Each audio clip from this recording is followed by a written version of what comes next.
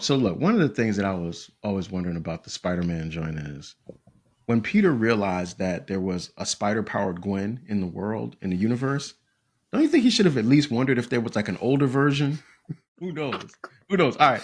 So, anyways, though, all right. So, look, so if you're tuning into the Sticky Floors podcast, we are Oh, talking about Spider-Man Across the Spiderverse, the second of the Miles Morales epics. Mr. Will, what's up with you? How you doing, man? hey, nothing. What's going Good. on? Good. You Feeling doing good? good. You Feeling doing good, good? man. Yo, so I'm gonna kick it over to you to this summary and let's get into this one, man. I promise not to talk about Peter and Gwen because I know that's not the focus of the story. This is a Miles Morales story, and I'm gonna stay true to that. Okay. Across the Spider-Verse follows Miles Morales as he continues to grow into his role as Spider-Man while striving to balance heroism with his personal life. His world expands dramatically when Gwen Stacy reappears and draws him into the multiverse once more. Together they encounter the Spidey Society, a vast network of spider people dedicated to preserving the stability of countless realities. As Miles learns more about the group's mission, he becomes increasingly aware of the difficult moral compromises that come with protecting the Mhm. multiverse. Miles soon discovers that a new threat, the anomaly generating villain known as the Spot, is capable of unraveling entire dimensions. His attempts to intervene put him at odds with the Spider Society, whose leader, Miguel O'Hara, believes that certain tragedies must occur to maintain multiversal order. This clash forces Miles to question who gets to decide the fate of others and what it truly means to be a hero. The story culminates in a tense race against time, setting the stage for a high stakes confrontation that'll determine the future of every universe he cares There it about. is. Yo, right from the beginning, man. This movie. So we love this movie. Just in case y'all Oh, yeah. wondering. Yeah, we Spoiler! love this film, right? So right away, like one of the things that this movie does fantastic is this idea of this big multiversal universe ending problem. And then like the individual small scale story of Miles trying to figure out how to negotiate his parents, his relationship with Gwen, and his own aspirations of like going to college and just being an adult. You know, I think that not only is this a coming of Hmm. age story, like you're talking about, of him dealing with what it means to be a teenager. He's 15, Yep. 16 at this point. Um, so he's dealing with puberty, he's dealing with peer pressure, he's dealing with Hmm. academia, and even transitioning from middle school into high school Yep. to college. So he's starting to, really give voice to his own thoughts, ideas, loves, hate, etc. Simultaneously, however, though, his parents also have to grow up and they also have to come to terms with they've raised this young man to be Yeah. responsible and guess what, folks? Mature, which means you have to deal less and less with your parents because you're assuming more responsibility and exerting those capabilities. And then you're also talking about juxtaposing his responsibilities as a superhero in now what is known as a universe full of Yeah. other individuals and them having problems and them coming together Yeah. as a One of the collective. scenes that I really loved was the scene with him and his mom when his mom is talking to him. When she really kind of Mm, starts to let go of I'm gonna try to control yeah. him and keep him like, in the small box of a child. And as parents, we Hmm. do that to our kids, right? Yes. We know they're getting older, but we all still want to be able to hold both hands on them. And like I love that Hmm. scene of her kind of learning, like you said, to grow with him, grow up as he grows up and let him go and, go do the things that he's got to do. It's just, I mean, the way that the story is written, the evolution of Miles Morales' character through the first movie to this one, it just all feels like very well done across the board. And then that's before you get into the Spot and the Spider Verse and the Spider-Man 2099 and all that kind of stuff. It just never the story never loses its grounding. And I think that's the thing that makes it so entertaining to watch it, even on multiple watches. Yeah, and the pace of it too also Hmm. complements that, because you can feel like you're with him when he's swinging through the city, but yet you feel like when you want to get to somewhere important or what you deem important, and Yeah. you're running Oh, late yeah, yeah, and you're yeah, like yeah, really yeah, anxious and what, like you feel that as yeah. an observer, and it doesn't even involve you. I also like the fact that it brings you back to being in school where you hear the bell and you're like, oh, if you're running late and No you're running in doubt. the hallways and things that spiked in me like a bunch of Yes. memories. I'm like, man, I remember when I was in that particular situation, or I remember how my friends and I would do these Yeah. certain things. And like you said, with the relationship between his parents, they have a very Very healthy, nice, very well nurturing, done. Yeah. dual, which is something contrary to a lot of the stuff that gets emphasized with Hmm. these heroes. Oh, my dad's dead, or both my parents are dead, Yeah. or my mom is dead. I have guardians, or I have surrogate parents, or I'm a Yep. foster child. And you can add in your favorite superhero as if some major tragedy, which is the pretty much the major premises of this movie. Some major tragedy is the the tent pole that they base their lives around. It's like, no, why can't you just have a moral compass due Yeah. to the fact that you had loving and nurturing parents that instilled Yeah. that Yeah. in And you? I mean, like that's not even just the comic book world. That's like Disney movies. Everybody, Oh yeah, people oh never yeah, have parents, right? Right? Like yeah. Like, that's always like a thing. And you're right, the movie doesn't lean into that. And the relationship between his parents is good. Like it's funny, their interaction mm-hmm, is cool. It reminds you yeah, of like parents that either you had or wish you had or something like that when you're growing up. mm-hmm. And it's like it's just a really grounded story. And then I got to give credit to Sony for creating like a really well done multiversal story. Like it's like they snuck in and they looked at all the stuff that the MCU didn't do and was like, we stealing this. Like, yo, we're gonna do this for this movie, and it works. Like the way that they built the whole idea of why there's all these Spider-Mans and the thing that links them together, the canon event. I like that concept and idea. And then like the idea of the universe is collapsing because of things that change that aren't supposed to. It's almost parallel to a lot of what you see like in Loki, the Loki show, but done very Mm-hmm. well here and done in a way that actually is kind of more straightforward and easily understood than maybe what was done in Loki. It's bittersweet for me, man, because I hate Sony. But you gotta give them their props on this one, man. You got Yeah, it's like begrudgingly you Yep. got to give them their Yep. props. And I want people to understand, I have this thing where companies have now gained the rights as human beings, where Yep. like there's certain things that go on, like from a tax perspective, a legality perspective, that they have these rights now that you would afford a human being. So just from that alone, I'm not Mhm. in favor of it. But then they have these individuals in there, like a Amy Pascal, who they have no idea what they're doing. This is just a money grab for them. This is not about, placating or catering to the audience, who are avid Mhm. sponsors, if you will. Forget being fans and that being short for fanatic or admirers or aficionados. They are the supporters. They Mhm. pay this. There would be no Spider-Man would have ended in what is it, 63, 65, when Jim Lee, excuse me, when Stanley. Stan Lee and um uh what you call it, Ditko Steve created this Ditko. character. Like it would Mhm. have, yeah, it would have been a wrap if the fans didn't support it, if the fans didn't emulate some of these things or see themselves in this position. These guys are just Mhm. stewards. I don't think they understand that. Stewards. It doesn't mean to reinvent the wheel. Spider-Man was good the way that he was intended to be written and drawn. Um, you know, I understand these characters have to grow up, so it's But going to do take they some time though? to But develop do these they? And things. now I'm gonna get that's a question. Well, Just think because I have a yeah, question yeah. for you about that part. Not so much with Miles, but with the Peter Parker character. But in general, Yeah. the character do Yeah. characters have to grow up? Um, but I would argue that being a steward means maintaining the essence of the Mhm. character. So the things that we like Yeah. about this movie, or the audience as a whole liked about this movie, is the fact of Spider-Man, Peter Parker, Miles Morales, whoever you want to put the Mhm. name onto it. One, they're allowed to be their own Mhm. authentic selves. So Miles Morales is a black and Dominican kid Mhm. from Brooklyn, period. His mom, she speaks Spanish, she's Puerto Rican, and his dad is black and Dominican, or I think just black. But either way, there's an Yeah. African descent there. You're part of the diaspora, and he's uniquely bringing something of what Yeah. that entails. Spider-Man Peter Parker is from Queens, Uncle Ben, Aunt May, that Yeah. doesn't change, yet he brings something uniquely. He was bullied. They're all talking about different things, whether it be a racial and ethnic component or a nerdy, geeky component coming, growing into your body as it changes, and the insecurities and the peer pressure that Yeah. comes along with that. Yeah. Universal. Then at the same time, you got Gwen.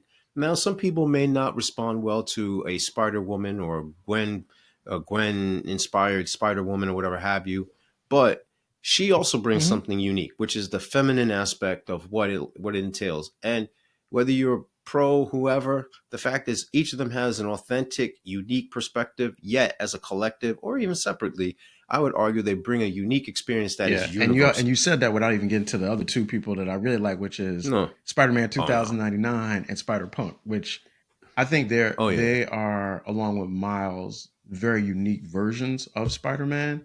But I like what you were saying there about the essential nature of Spider-Man.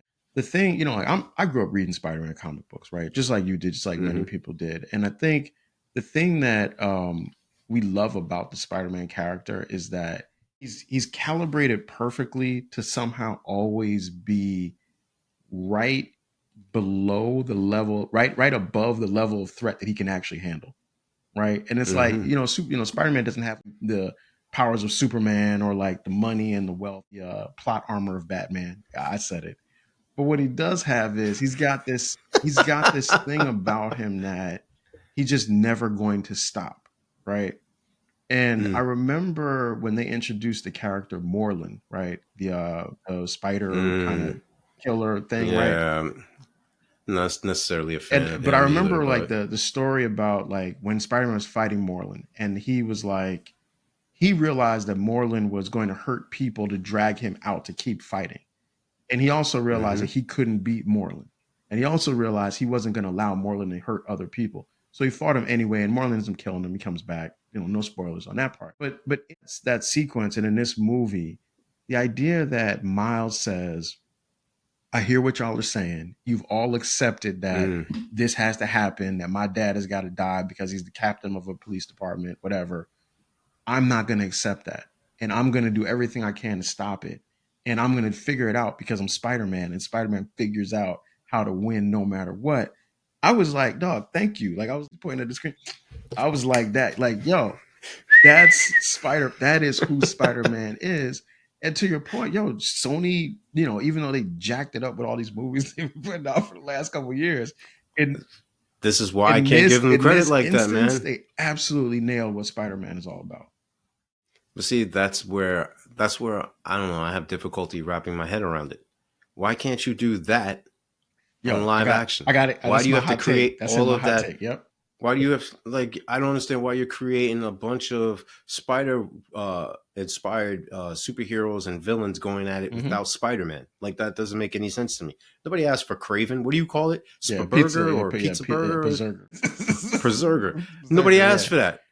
Like for the longest, I tried to justify it. I know. Like, hey, I talked to you about it. I want to see all these characters on the screen, et cetera, et cetera. But if the quality isn't good, and if the intent is merely about capitalism, consumerism, about a money grab, who wants it? I didn't ask to see what's the joint that you saw that I refused to see with the spider? Madam Web, yeah. But here's the thing. This is the thing that they got wrong with all of those things that they get right with these movies. People want to see Spider-Man. The problem was, why would you ever try to make something about the Spider-Man universe that doesn't have Spider-Man in it? And in these cartoons or these animated movies, they figured out, people care about the Spider-Man story. And they care about the Spider-Man story, like to your point, whether that's Gwen, whether that's Peter, whether that's Miles, whether that's Miguel, whether that's Hobie, whoever it is, the story is interesting because Spider-Man is interesting. Yeah, I think it's more than just that he's interesting. I think that he's inspiring, that he's down to earth, that he's genuinely a good person. And the type of season that we're in, the so-called holiday season, whether it be Kwanzaa, Christmas, or Hanukkah, or whatever it is you celebrate. Yeah, I'm getting tongue-tied. My brain is, yeah. Whatever it is you celebrate, you seeing the pure essence of people just genuinely wanting to be good or do good. Starts with Thanksgiving. I would even argue that it starts at Halloween because you're getting rid of all of that negativity and all that evilness. Unless you're Michael Myers. And one or Jason all the or people Freddy that Krueger. Kill on Halloween. Yeah, all right. And I would even argue before then. What is it? They say that after Labor Day you don't wear white or whatever have you because white is supposed to signify some type of purity. I would argue maybe even then where people are getting rid of this so-called shiny veneer, and then they get gritty in Halloween and they get rid of that, and then they're thankful to still make it and still be here. It's the 11th month, and then you're going into that's if you follow the Julian calendar, and that's what I think Spider-Man is, especially in this movie.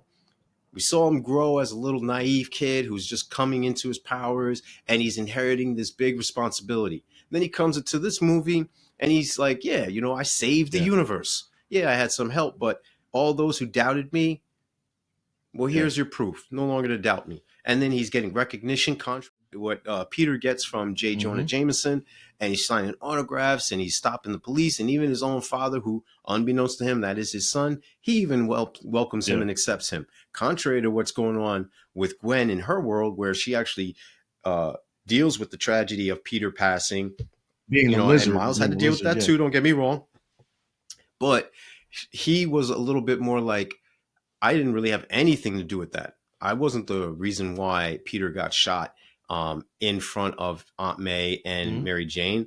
I just happened to be there as a Yeah. witness. Fast forward. So Miles is dealing with these internal demons as well as these external demons, and he's still trying to navigate just being a kid. I think that's the thing people forget. He's still 15. Is he 15? I I thought he remember was when I was like 15. 16. Because didn't I they say thought he that said, he's I that thought his he's going to father go to college said, the next year? I thought that was well, he was going to college because of the program he was in, and he was getting moved up because they were okay. trying Because to he's smart. highlight Yeah, just how he right. was. But he's Yeah, still yeah. just a He's young. kid doing all He's a this. kid to us. No matter And well, what. that's No the other matter thing. what. But I think that's the other thing too. That is grounded in Peter Parker. He was a smart, Mm-hmm. science-based kid who was achieving all of these things academically, but at the heart of it, he still wanted acceptance. He still wanted to do the teenager high Mm-hmm. school thing. And then Miles is experiencing that too. So it's a reminder, a reinforcement of what the character stands for. Spider-Man as a whole, not necessarily Miles Mm-hmm. Morales, specifically him, but Spider-Man, to your Yeah. point, as a whole. Yeah, and I got a good question for you about that because um it's interesting the way that the character evolves. I really like that. And I like it's interesting because like in this film, Peter Parker's Spider-Man is not really in it that much anymore. Like he's Or not the one that right. you would Yeah, expect anyway. it's the one from the first movie, but he's Yeah, not but like the Peter Parker that you would think that. yeah, Yeah, I yeah, know. he's Yeah, not the Peter yeah, Parker and of we're 616 or what they call yeah, and we're gonna get to. 199999. Oh, and by the way, shout outs to that because I thought that was clever how they integrated all of those parts and made it. Especially ones from the Yeah, cartoons on Disney yeah, Disney X or yeah, whatever and have you. had the Prowler as what's his name, Mm-hmm. Donald Glover, the Donald Glover Donald Prowler Glover. sitting in there. So it was like a Mm-hmm. lot of good Easter eggs in the film. It's one of those movies Yeah, where you watch it a couple different times, you and you see get different something things. Yeah, new. because the quality of the animation and everything around it is just so high that it's like you can get lost just looking at it. Like there's I remember someone said like you could like freeze a frame in the movie and you could take it Mm-hmm. out and turn it into a picture. Every frame is Oh like that yeah. because of how well the thing is done. I actually thought about getting the poster. I don't know if you've ever seen it, but it's one where it's like Miles and he's like upside down. So it's him with his mask off, and then Mm, behind him is like all of the Spider-Mans. I were in it yeah. that for like 2 months and thought about I might still buy it because that's just a You it's still a get it. beautiful picture, but it's because of the artwork, the voice acting, and everything is just flawless in this film. Well, it's the attention to Hmm. detail for me that what you're talking about, where literally, each character is drawn intentionally different style. Definitely love that because that brings the authenticity of where you first saw it, and it allows that to have a creative voice for the artist. And the trifecta of it all is these individuals now are representative in that style, and it matches their personality. So, for example, uh, Miles is very sleek Mm. and slim, but he's toned, and now his evolution of his Yeah, which I like that. costume Yeah. from a t-shirt and jeans and the Jordan Retro ones all of a sudden to more of like the Hmm. comic book version of it. And that's another thing too. I definitely like is that a lot of these things adhere to the comics, the source work. Um, uh, Oftentimes, a lot of people, and again, Stewart. I'm going to probably say this a couple of more times, they don't adhere to the source material. They want to put their own spin, which causes them to deviate from who the character is as a whole. You can't draw, say, for example, Peter Parker as a fat, short, stubby person. Like that's not Peter Parker. So you want to do that? Come up with Peter Porker. Oh, Peter You want to Porker draw is him as a funny. pig. Yeah, I remember You Spider know, Pig. I Yeah, yeah, I yeah, remember you that. could do Yep. that then. You want to have Spider-Man like James Cagney or Humphrey Bogart? Spider Noir. Which they're going to So, make a you show, know, right? This is a show or something that's coming yeah, yep, on with Amazon, right? Nicolas I think he's Cage. doing it. Yeah. Yep, Yeah, I'll yep. check that out. Which is why I'm like, this gives fertile ground to do that. So when the multiverse is done correctly, the Yeah, inspiration no is doubt, there. no doubt, man. And that's like, it's a good segue into the cake because you've been talking about like some of the Mm-hmm. cake stuff. I'm just gonna say, yo, and I know we share this. We can both jump in on this one. The Mm-hmm. ending cliffhanger of this film, one of the Oh man. best ways to end a film to get you ready for the next thing. I remember thinking Mm-hmm. like, oh, this new movie needs to come out in like 2 years, and that was years ago. And like, yo, what are we doing? Let's get it out here because the cliffhanger is fantastic. You think it's going one way, you think he's just going back, and the Spider-Man are going to stop him. Then he ends up in the other universe with the other version of him, Yeah. who's the Prowler, and his dad is dead, and his uncle's alive. Just that is a master stroke. But I love how that is also in the comic books. Okay. Like there is a Miles Morales 616 who works for the Kingpin, who has a Okay. scar, who's Okay. a criminal, I didn't know whatever. that background. So Yeah. like a Yep. lot of this stuff, yeah. So a lot of this stuff, there's relevancy. Kind of like it's almost like a Samuel L. Jackson being asked to be, or him asking, I forget how it is, to be Nick Fury, writer who did that in Ultimate's universe, the other Hmm. alternate to the Spider-Man universe. He says, "No, I drew him intentionally to look like you, so that you would be a part of So the wait. Marvel universe. Like So I I was got a question. inspired by So you." the Black Nick Fury existed in film before in the Mhm. movies, or in film before in the Yeah. comic, in the comics, and then in the film. He he was drawn Okay. in the Okay. Okay. comics and in Okay. the Ultimates universe, but the intent was to get Sam Jackson to like Nice. have that as a vehicle for Nice. him to be in there, because the guy was like, "Yo, do you mind if I draw you in here, whatever, whatever?" And he was like, "Yeah, sure, cool." So then he comes in and he's like, "Yo, so am I in the movie or what?" And they're like, "Of course, like Fan it's a casting at package its deal, at its yeah." best. Yes. Yeah, so I definitely love that, how they mimic that in the Spider Verse, where it's like, look, you have Mahershala Ali as the Hmm. Prowler, which is a vehicle for him to be Right. Blade, and you do have, Miss Steinfeld Hailee as Steinfeld. Yep. Spider Gwen, but at the same time, she's also Yeah. Hawkeye. So like the way Yes. that they're able to maneuver these relationships, it's a perfect vehicle. So I love that the source material is pretty much the essence to why these actors and actresses are able to expand upon their role in these Marvel inspired Yeah. No doubt. And platforms. listen, for Hailee Steinfeld, like loved you in Sinners, loved you in this film. Hawkeye, great. To her husband today, Josh Allen playing against my Pittsburgh Steelers. I wish you no well. Just so we're clear, just so I keep it 10 toes down on that part. Then the other Hmm. thing, the other thing that I really liked, in addition to what we've talked about, is Miles' escape from the Spider Universe. Man, just Oh a yeah. great, just the frenetic pace of it, the way that it introduces all the other Spider-Mans and all the different versions of it. It's just for a fan, for a person that like drew Spider-Man when I was young and tried to think about what other ways his costume could look, to see just that Yeah. many versions of it. It's like it was a great moment as a fan for me. Look, I have no problem, because I watch a lot of like comic book inspired Mhm. podcasts. And one of the questions I watched on this one joint, I wish I remember the name to shout these dudes out, but one of them was like, "Yo, can a comic book character who's traditionally a white character be also a Mm. character?" And the guy that was being interviewed didn't understand the question. So he was like, "What do you mean? Can there be a black Tony Starks?"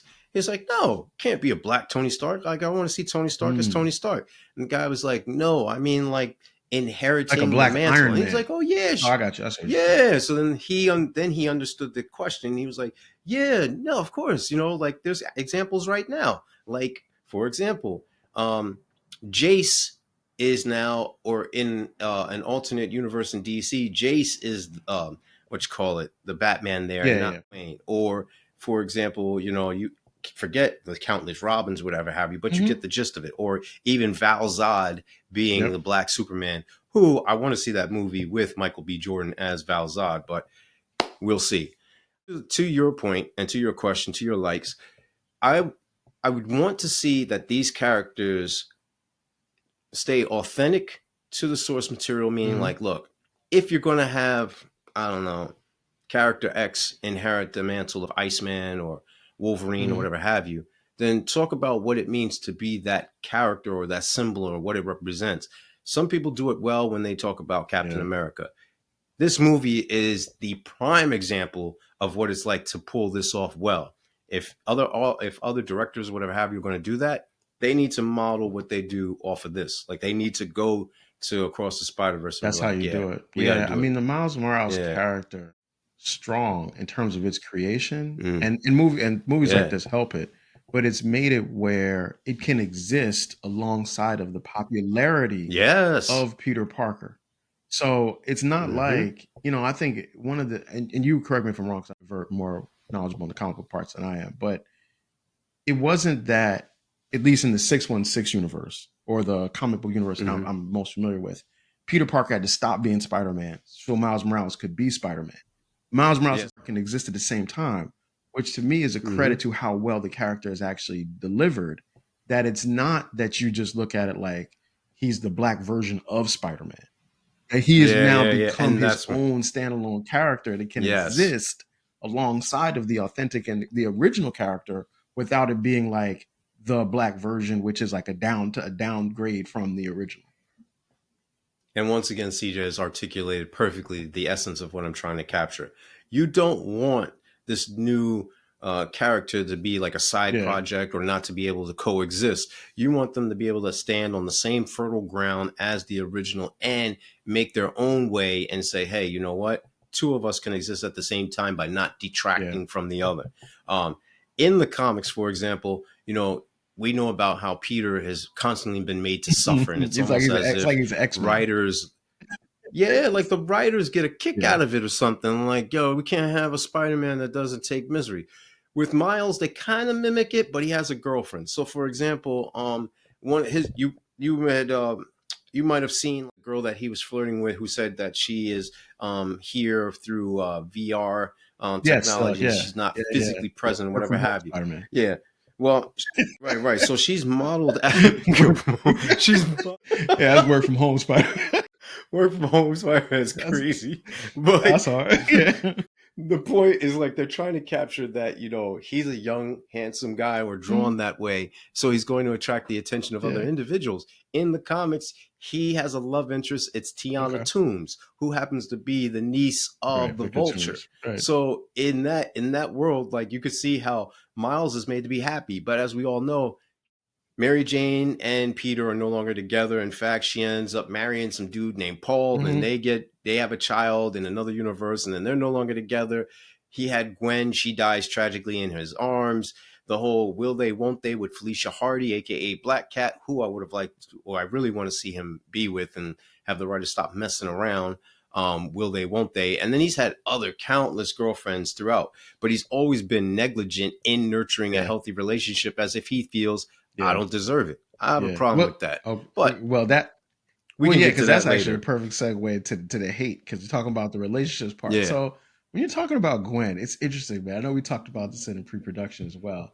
I Yeah. think that I'm just I think I just like the traditional version of the Spider-Man mythos as it relates to Gwen. So Oh. I think I like my Gwen's dead. I like my with Mary Jane. I think that's just how I Crazy. like it, man. It's not. Yo, once again, shout out to Hailee Steinfeld. I love I Yeah. love, like, great actress, and the character is good. I just feel like the fact that Miles likes her just feels weird to me. Like I just like, if it's gonna be somebody like her, I just feel like it should be Peter. And I understand Peter is like old, he's divorced. Maybe 616 Peter should have been in here, and they could have like a little love triangle kind of thing. And Hobie is in there too. Apparently, Spider Gwen likes black Something. dudes. Yeah. Gotta deal Something. with that. We haven't talked about that part. But anyway, I'll say all that. That was one of the things that I didn't love about the film. Hobie's character, and I want to give you your props, because I like how you kind of explained the way that he looks, and the way that the Mm-hmm. animation is made is designed for him to look differently, which I dig. Yeah. I think visually, when I'm watching the character, it was harder for me to hear what he was saying because of the way that it was set Yeah. up. It's Yeah, it's busy. busy, Yeah. but he's saying like really interesting things about the nature Mm-hmm. of Spider-Man and about his Spider-Man being essentially a political activist Spider-Man and Yeah. anti-fascist Spider-Man. And I was like, damn, that's really interesting. I would like to hear more about that, but I couldn't. The way the design was Yeah. screwing with me. So that those are like two of the things that I just didn't love about it. But I'm nitpicking to say if there's anything I didn't like about the film. I'm with you. I'm nitpicking as well, but the things that I didn't like, they still stick with me. One, there is no real Peter How Parker about that? 616 I would have version. loved to see that. Yeah, I agree with that. Yeah, I Yeah. definitely want to see that. I still, even though they brought him back in the Ultimates universe, I have a problem that Peter Parker ends up dying. I think it's some sick joke that the writers just want to kill off Peter. Like they Well, want to he kill just got off to suffer, Peter man. It's Parker, like and he's an X-Man. I got you. Yeah. yeah, that's what I'm saying, and I have a problem with that. But yet, somehow in the mentor role of what is it, Peter B. Yeah. Barker or whatever, or like the older guy, and even the fact that he has a child, Mayday, like they really want it for it's either he's dead or he has kids, and I'm like, how's that going to happen? Why are you trying to like have him carry a kid around trying to Yeah. save a day? That's not even Yeah. healthy. That's not Yeah. even logical. That's Yeah. nonsensical on so many And levels. he's just like a But hobo. yeah, And and half the time he's not wearing a he's got mask. a pink robe So you on. He got your looks kid crazy. with He no looks mask. a B. Parker. None. That's why I'm like, yo, you really Peter, hate Peter Parker. Just tell me you hate Peter Parker without yeah, telling me you Peter hate B. Peter. Parker. He gets crapped on the whole film. Like CJ said, I'm waiting for part 3. I don't know what's going on. All this turmoil. Just What are we sell, doing? just sell the What are rights we back doing? to Let's do Marvel, it. and Please we can put it get out there. Please. yeah, just cut it Please. out, man. Yo, they did Let's 2 stop. Wicked movies in a year, man. Like, come on, put the joint out there. Put it out there. Make That's how you can't tell me you can't get it done. I don't yeah. want to hear about drawing or this, that, and the third. Like, yo, it Yeah, can get they done. need to put it It out there. should have been done. They need to, because like for real, it's about to be a recession and Sony needs money. So like put this joint out, Of get this course. money. So, get my money. Because I want to give you my money. Well, thing out so I can see it. I agree with you. Yo, how is it that it's taking so long to put this joint out, man? Like they did The math's not they mathing. did 2 Lord of the Rings films and it's taking to do This what is is the my joints, point. man? Yo, look, man, John Wick got 4 Right. movies out, man. About to be 5. About And to 3 of them, about to make a 5th. and look, 3 of them within the span of this movie, right? If we keeping it a buck, Ballerina and the hotel joint on Peacock, or on Peacock, and a comic book. You can't tell me you can't get this done. Please, Sony, put it out. We want to see it. The world wants it. The world wants it. All right. Let's get into the questions, man. All right, so I got my 4 questions for you. So I'm going to start with this first one because this is some of the things we've been talking about the whole time. Okay, so we've seen Spider-Man, Peter Parker, grow up, get married, have kids, lose his kids, get married, get divorced, get thrown into another universe, everything, all this kind of stuff, right? Is the best version of Spider-Man the version that's actually a teenager? I think the best version of Spider-Man is when you got the right writers and the right artists together doing it. So if it's a good writing, what I mean, the stories will work out. Yeah, it doesn't matter. Like the story will work out because I love Todd McFarlane's run on it. I love Eric Larson's run on it. Mark Bagley got busy. So it just depends on who's doing the work. If you leave it to any of these other dudes, they just fumble the ball. You know what I mean? It doesn't matter if he's a teenager or not. It just happened to be that Stan Lee got his hands on Peter Parker as a teenager. So, that specific era of the 60s, 70s, they were able to grow with him. And then that became our parents, if you will. They inspired us to continue to follow on because it was something that you could pass down. And then we got him when he was about in his 20s. I know as a kid, I couldn't relate to anything he was talking about, specifically about balancing a job in an apartment. In New York City. Right. But I understood the scrutiny and the pressure of trying to live up to a certain example or model of what you're supposed to look like or what it's supposed to be, and feeling as if you're a failure, feeling as if your best isn't good enough, not able to be very smooth and debonair and like James Bond-esque, if you will. You know what I mean? So I get that. So I think thank you for the answer. I think it'll be very interesting to see if in a live action scenario they can make a Peter Parker that is like a married person. Can you do that story? Can you do Spider-Man as Who's he married it's to? not gonna Though? be Gwen. Gwen's dead. It's not gonna be her. No, I'm just like, no, right. No, it's gotta be Mary Jane. Like, can you do that? Like, you know, I hear what you're saying because it's like I think part of what works for Miles is that he's a The teenager. teenage angst. Yeah, and he's got these other kind of responsibilities that kind of keep him grounded in the Miles Morales world and reality. Because otherwise, you know, you'd be Spider-Man all day, you know. So who knows? That's that question. All right. So you talked about the Spider-Man 616, how he's not in the film, right? Which I would have loved to have seen. Who was your favorite multiversal Spider-Man that's in this film, man? I know it's like 6,000, so you got a lot to choose from. Yeah. Honestly, I'm gonna just stay with Miles. Okay. And the reason why is I was adamant that I wasn't gonna like another Spider-Man. Like I was like when they were coming up with the concept for him and then releasing it to the masses and like this is what we're gonna do. I was like, man, I'm not here for that.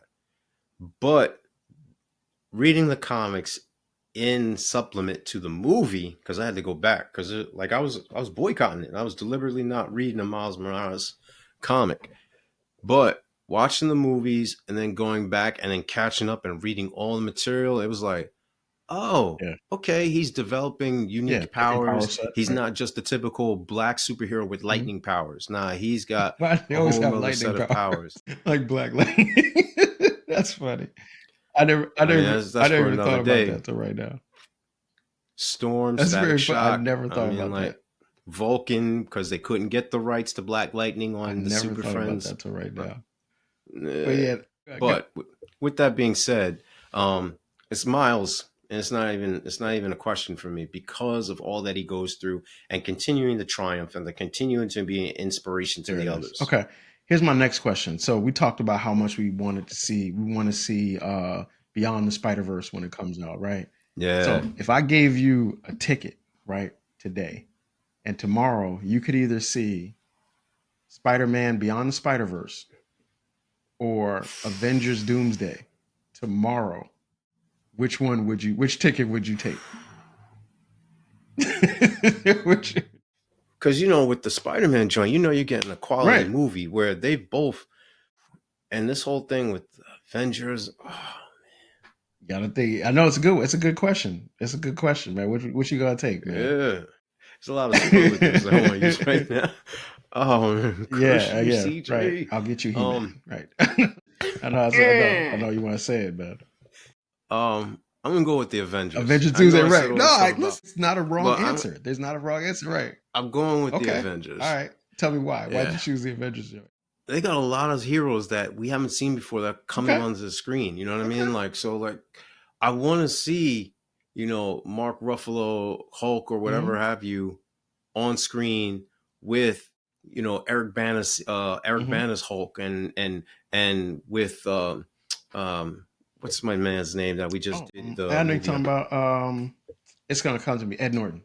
Ed Norton. Yeah, Ed Norton's. I want to see those, and I want to see them fight Wolverine, and I want to see, you know, the original X-Men that we grew up with from, you know, all the countless movies come in, and if it's a bonus where they could put in the pre-X-Men stuff, like when they're the teens and everything, and have all these other characters interact, the two different versions of Professor X and everything on screen.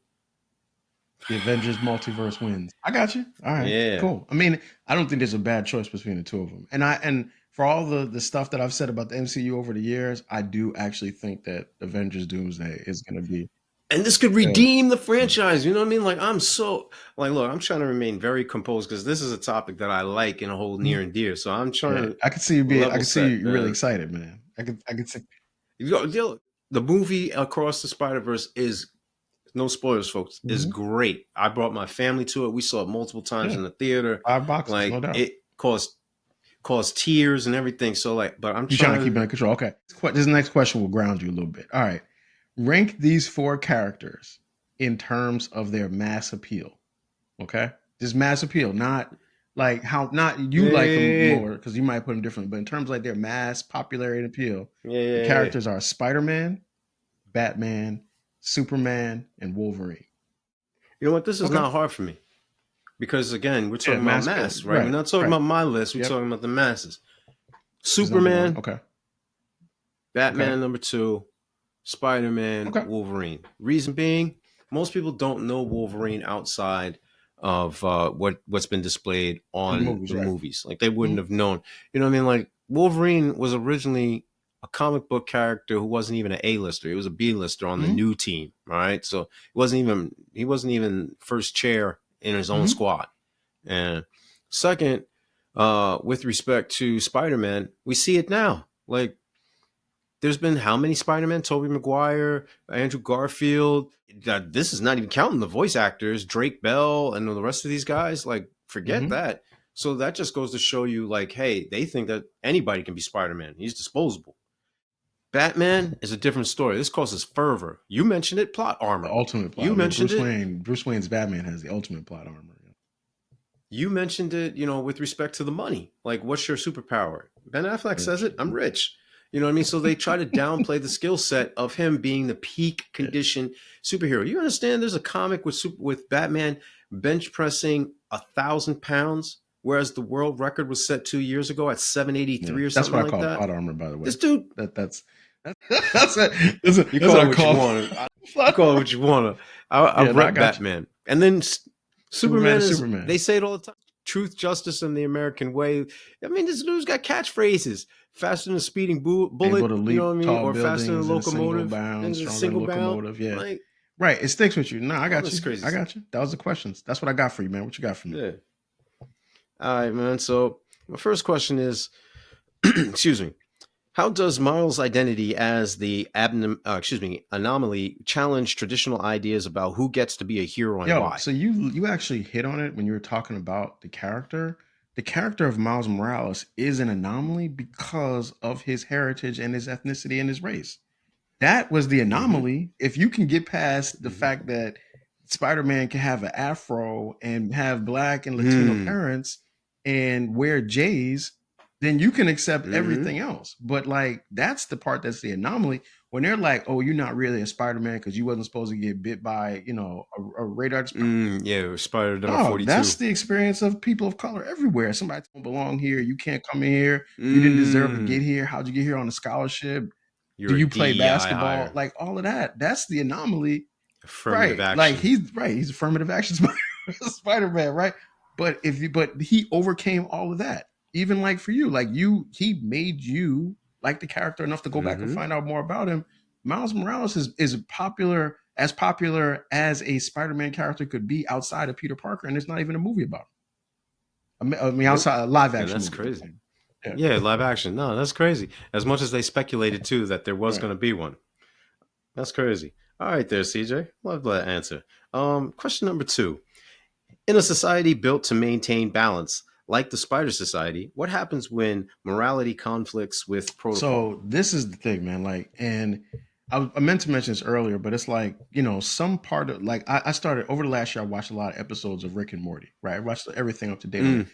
And for people who've watched it, there's this whole storyline about the Council of Ricks, and there's a whole society made up of Ricks. It's very similar, very very similar to like the Spider-Man world, right? But the thing is that even within that system, there's this hierarchy that's been created that oppresses other versions of Rick in the actual society, right? Mm. The thing about the Spider-Man universe is that somehow at the top of it is Miguel O'Hara's Spider-Man 2099, who's kind of running it with an Dope. iron fist in a way that's very Yeah. different from all the other Spider-Mans, and is creating all of this control and rigidity and systems that's kind of antithetical to the idea of Spider-Man, Oh, right? no And it's question. like, and Hobie's character even says, like, the whole point of being Spider-Man is your independence. It is the freedom to do whatever you want to do. Why are we all basically following this guy? What I think Mm-hmm. the movie is really attacking like that idea of structures that oppress people under the guise of doing good. Like I'm going to control you Mm-hmm. because I don't want you to be afraid anymore. And the way that people give up their freedoms because they want to be safe, right? Even if safety is oppression. Oh, the whole we had to burn the village in order to save it type Absolutely, of thing. absolutely. Okay. I love that, man. And who thought you couldn't get On deep on in an an animated movie, right? How animation? about that? Yeah. Yeah. If countless realities exist, do individual choices still matter as much, or do they matter even more? See, this is a great. Now that's a great question. Now, I would say that the decisions matter in your universe. I don't think that there's the ripple effect. Although I like the idea of the canon event thing, but I think Yeah, what makes the multiverse is that people made different decisions. If everybody made the same decision, it'd be same decision. one Yeah. timeline with everybody being the same way. So I like the fact that there is, like, the Indian Spider-Man, who, and there is the Mm. Miles Morales, and there is the Spider Gwen, and there is the Spider-Man Noir, and then you have all those because their things are a little different. They're at different timelines. They made different decisions. Some of them are alcoholics. Some of them got married. Some of them didn't. All the things, that's what works. And I actually think that for all of us, there's also that too. Oh There's a yeah. version of me that's like, not like this version of me that made some different decisions. And that's cool. And I think, like, it's just the idea of that is beautiful, right? Why would all reality only exist in the one way that you know it?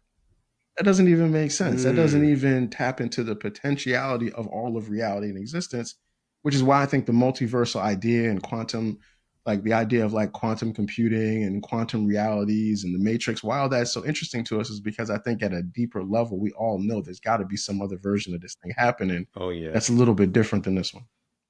Which is crazy, man, because for the life of me, I would have thought that that's what Madam Web was going to be about, because that Madam Web is the one who's in Yeah. charge of or controlling or the And gatekeeper to showing all all the these spider different webs planes of on the, yeah, existence. but they didn't want to put Yeah, Spider-Man in it. So it's just crazy. But that there it is.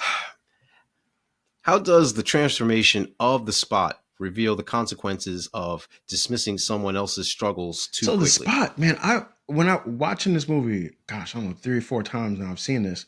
I actually Mm-hmm. wish that I got more from the spot as the movie kind of went on, Mm. because the idea of him growing into this threat is a compelling story that the movie didn't really, it kind of dealt with it, but then it kind of took a little bit of a divergence once it was like, you gotta let your dad die, right? And I get that for the character Mm-hmm. in the hand, that's like the most important thing. But it would have really been interesting to really see the progression of the spot into this even more threatening character, because there's something to that. And I think it's all, we always see like the hero grow to become better than he is. Usually villains Mm. kind of Yeah, stay the yeah. same. You know what I mean? The villain is like, you was a punk, you was always a punk, and that's where you stay. Yeah. But this one kind of gets more and more dangerous precisely because he's allowed to keep operating because of all the drama between the spider Mm-hmm. people. So I would have liked to see more of the Yeah. spot. And I think the spot is like what happens when you don't deal with a problem when it's small and it keeps getting bigger and bigger. And it Yep. manifests. Yep. Yeah. Oh yeah. No, that definitely hits Yep. home, man.